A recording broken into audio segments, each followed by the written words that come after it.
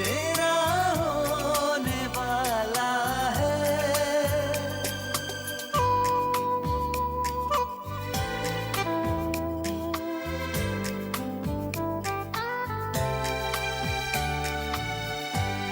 खुशी छलकाएंगी किरणें, खुशी बरसाएंगी किरणें, तेरे गम की सियाही को उजाला धोने वाला है। सवेरा होने वाला है, सवेरा।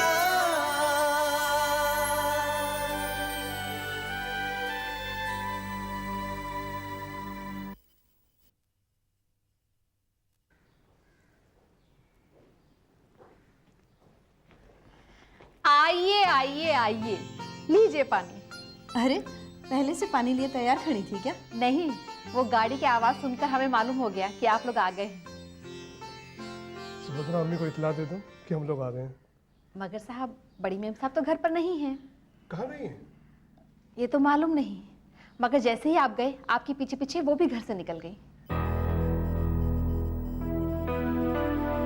अम्मी कहाँ चले गई?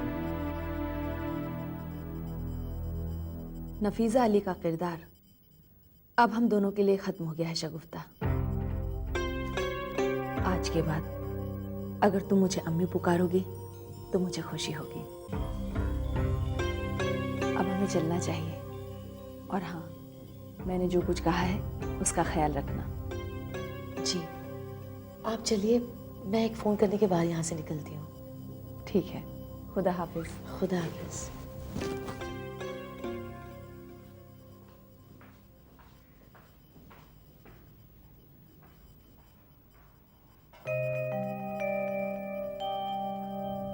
अम्मी की नज़र बहुत तेज है, बिल्कुल सही पहचाना था अम्मी ने इन्हें।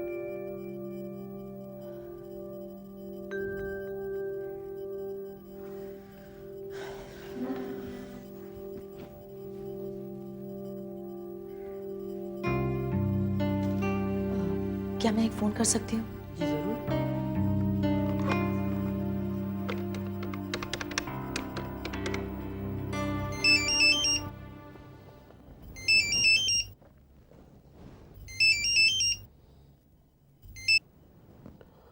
हेलो। आप दफ्तर में हैं? नहीं, जितनी जल्दी हो सके आप दफ्तर पहुंचिए, मुझे आपसे बहुत ज़रूरी बात करनी है।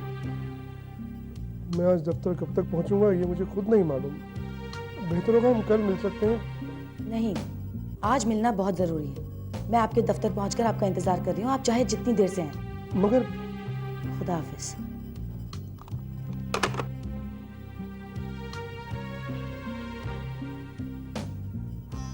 आप अपने काम का हर्चा मत कीजिए, दफ्तर चले जाइए।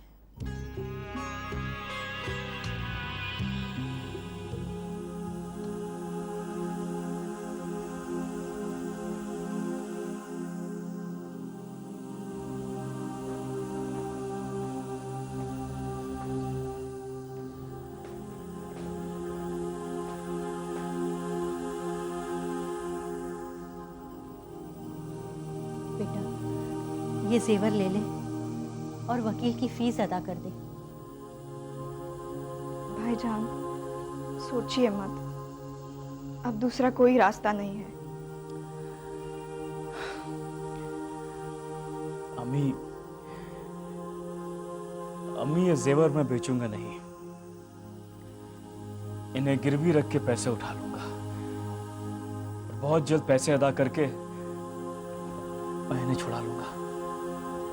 अब्बा, मेरे बेटे मेरी बात मान ले और दोबारा कर्ज सर पर मत रख।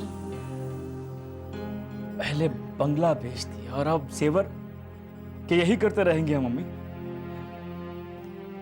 तो ऐसा ही चलता रहा ना तो एक दिन हमारे पास बेचने के लिए कुछ नहीं बचेगा।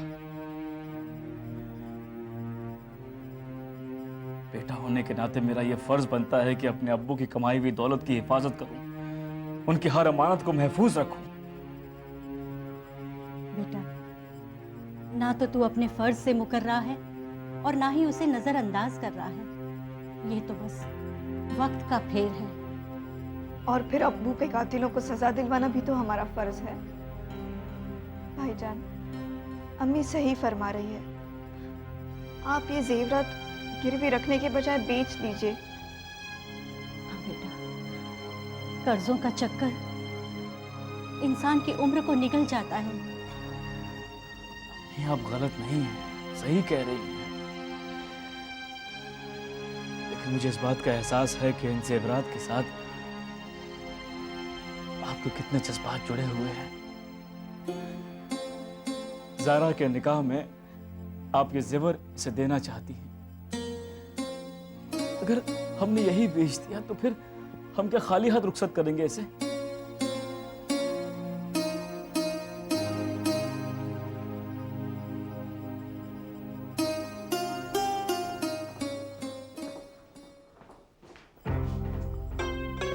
हामिद, आ गया तू? कहाँ चली गई थी आप? बड़ी जल्दी वापस आ गया। आप कहाँ चली गई थी? बस यहीं पास में बाजार में कुछ काम था।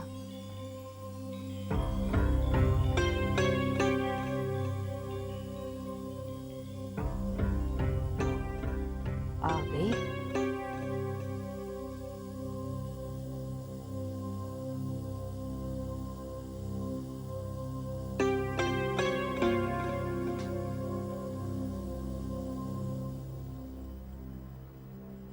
शबाना, अम्मी से माफी मांगो। शबाना, अम्मी, शबाना अपनी गलती पर बहुत शर्मिंदा है। क्या ये जानती है कि मैं इस घर में महज इसलिए रुकी हुई हूं कि तूने मुझे रुकने पर मजबूर किया है? उस दिन इसने जो इल्जाम मुझ पर लगाया था, उसके बाद एक एक लम्हा मैंने मर मर के जिया है। जानती है ये? भूल जाइए अम्मी, आप। भूल जाती मैं। अगर इसने मुझे घर से धक्के मारकर बाहर निकाल दिया होता, 50 गालियां दे दी होती, जूते मार दिए होते, तो भूल जाती मैं। मगर जो इल्जाम इसने मुझ पर लगाया है, उसे मैं मरते दम तक नहीं भूल सकती।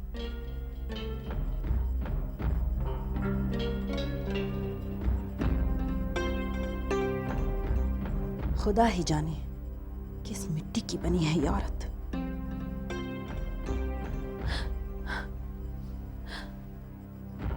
जिंदगी में कभी मां बन सकी है तो समझ सकेगी मेरी तकलीफ, मेरा दर्द।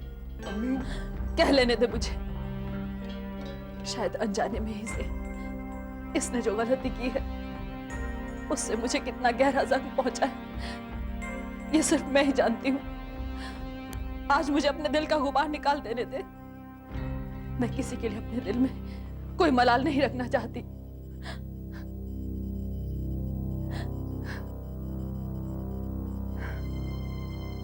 हामिद अगर इनकी असलियत को नहीं पहचान पा रहे तो इसमें हामिद का कोई कसूर नहीं। कोई इंसान इतना मक्कार और शातिर हो सकता है, ये कोई सोच भी नहीं सकता। मैं इस औरत से कभी नहीं जीत सकती, कभी नहीं।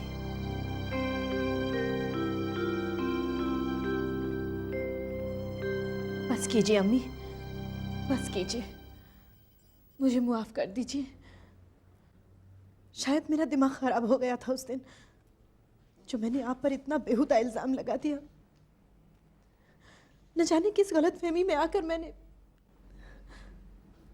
अम्मी, आपसे मुआफी मांगने के लिए ना मेरे पास अल्फाज हैं और ना ही मैं मुआफी के लायक हूं। मगर अगर फिर भी मुमकिन हो तो मुझे माफ कर दीजिए।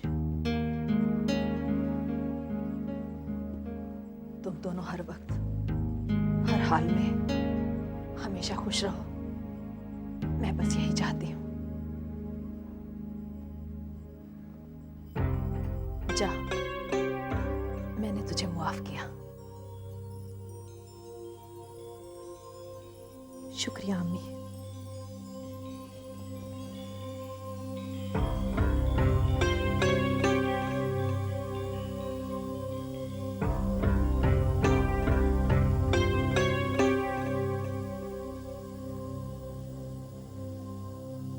इस दफा तो हामिद वापस ले आया तुझे, क्योंकि मेरी कुछ चालें उल्टी पड़ गई। मगर अगली दफा तू हमेशा हमेशा के लिए इस घर से जाएगी।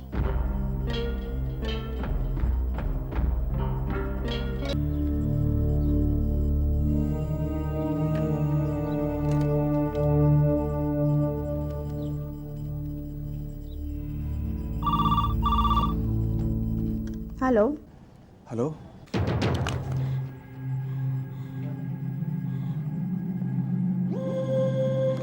या अल्लाह, ये मैंने क्या किया? मेरी आवाज़ सुन के फ़ोन काट क्यों दिया? इसका मतलब अब मुझसे बात भी नहीं करना चाहती।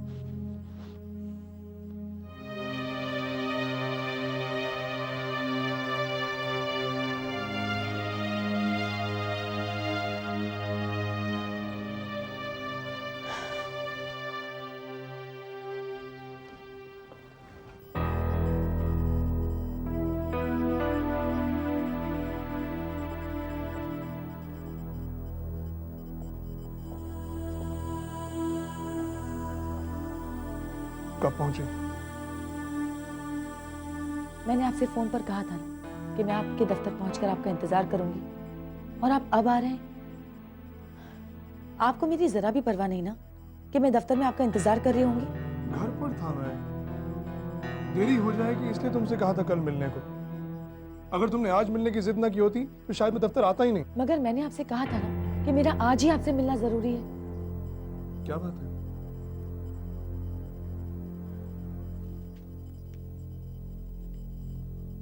हाई कोर्ट में पेशी की तारीख लग चुकी है।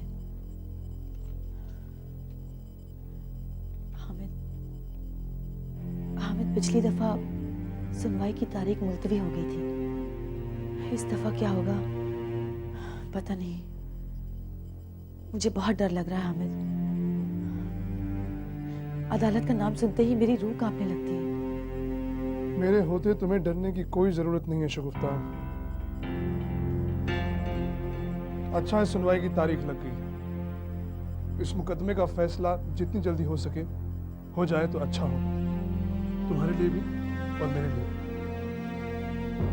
सर से एक बोझ उतर जाएगा, तुम सुकून से जी सको। हामिद, ये सब तब मुमकिन है जब केस का फैसला मेरे हक में हो, मुझे कोई सजा ना हो।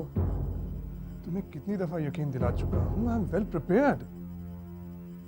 इस मुकदमे का फैसला तुम्हारे ही हक में होगा, बिलीव मी। तुम्हें कतई दहशत ज़दा होने की जरूरत नहीं है।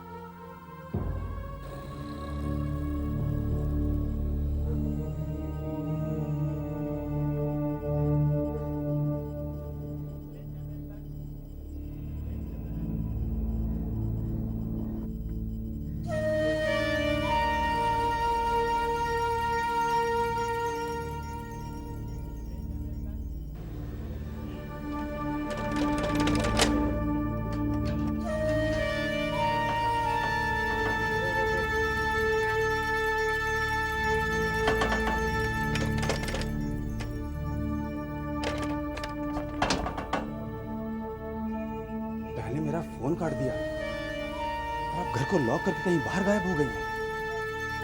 तो ये तो मैं देख लूंगा शगुफ्ता।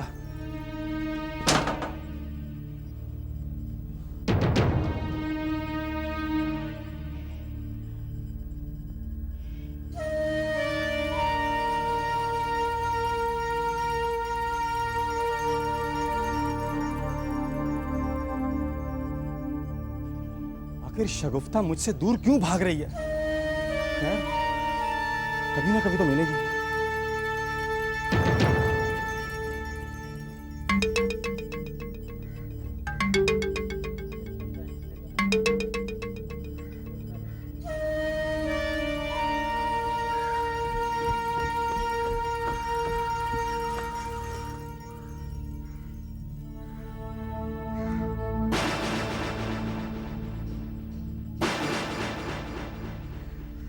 दरवाजा बाहर से बंद है,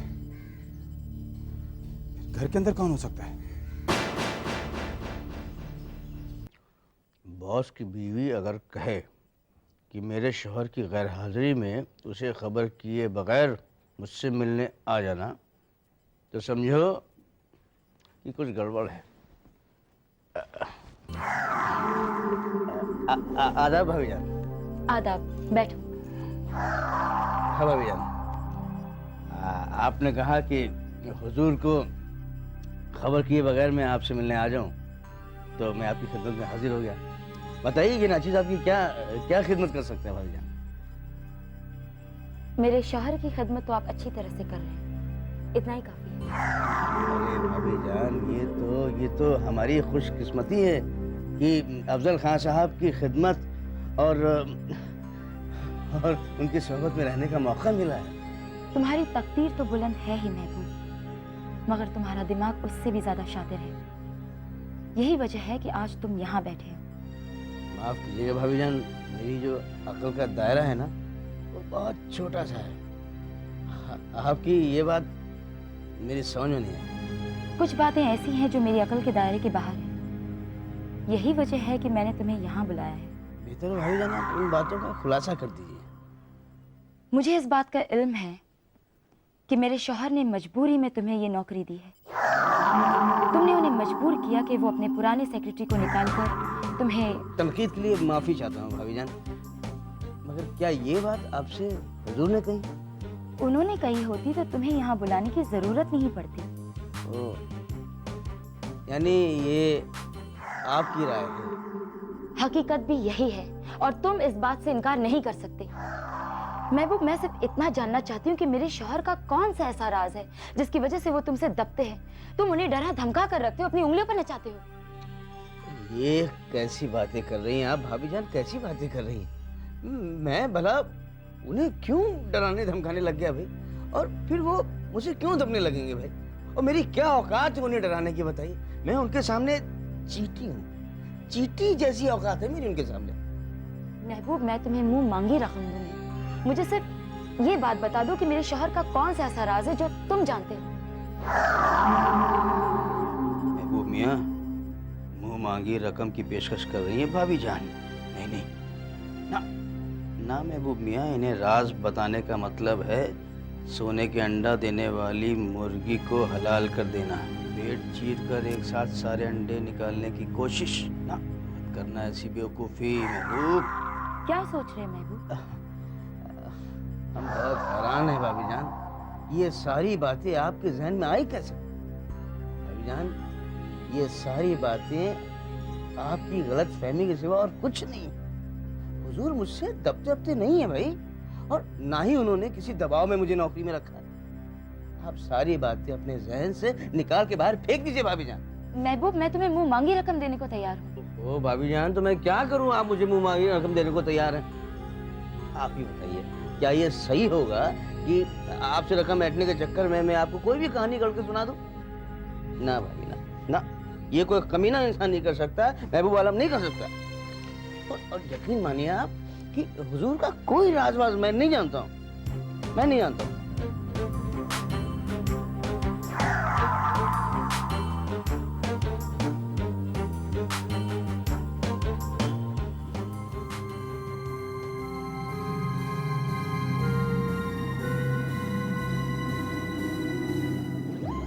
अंदर कोई है, ये तो तय है। लेकिन अगर शगुफ्ता अंदर है तो बाहर से ताला किसने लगाया है?